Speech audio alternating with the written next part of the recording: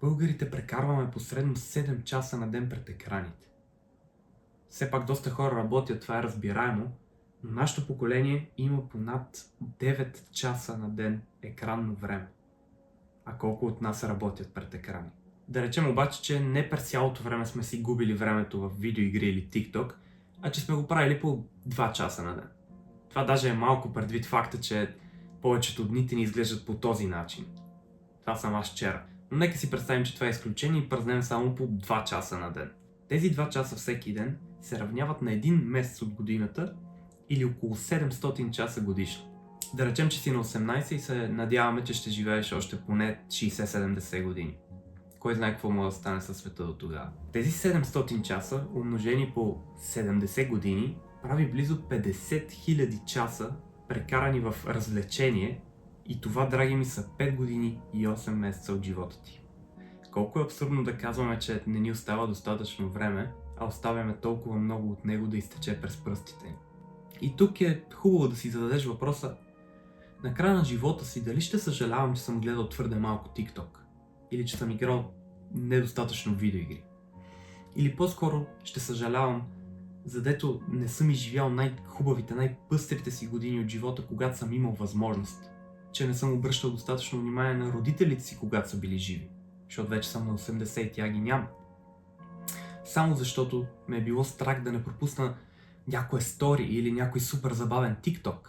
Дали всъщност не пропускам повече от живота, като скролвам повече? И да, разбира се, че ще има супер забавни видеа, които си заслужават да се видят. Обаче, за да стигнеш до тях, трябва да изгледаш десетки скучни. Все едно въртиш ротативки в казиното.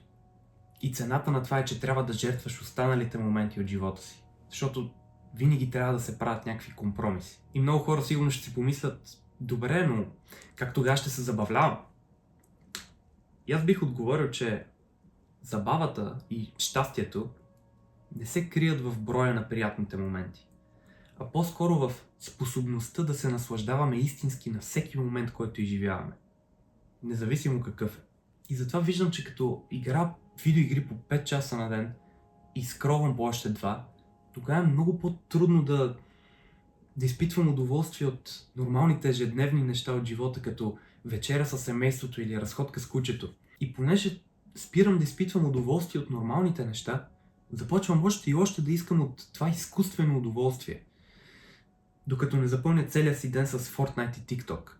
Когато вече ме заболят очите или ми падне батерията на телефона, чак тогава ми се налага да се върна отново в реалността, която обаче е започнала да ми се струва нетърпимо скучна и оттекчителна, защото в нея не получавам същата стимулация, а ми се налага сам да си я създам. Бях забравил как съм се справил с този проблем и имах намерение да включа някакви съвети за това, обаче се сетих, че имам специално направено видео преди и ми се налагаше просто да го изгледам отново, за да се справя.